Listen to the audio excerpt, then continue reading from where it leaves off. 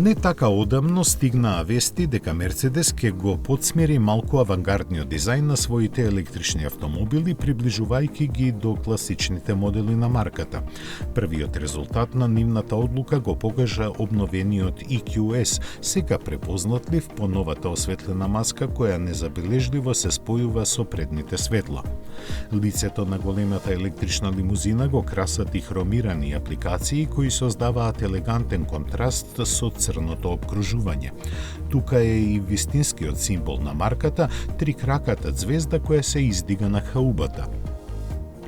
Браникот е изведен со поголеми отвори за воздух, како кај моделите со мотори со внатрешно согорување, а назад корекциите се благи и потешко забележливи. Поконвенционалниот изглед е дополнет со ажурираните батерии, чиј зголемен капацитет ја продолжи автономијата која сега надминува 800 километри. Бројот електрични коњски сили кај сите верзии останува ист, додека за некои купувачи ќе биде битно и дека дозволената тежина на приколката што EQS може да ја влече е зголемена од 750 на дури 1700 килограми. Ентериерот останува ултралуксузен и технофутуристички, иако и тука се среќаваат хромирани украси. За најважните патници да се чувствуваат поугодно, комфорот назад е подобрен.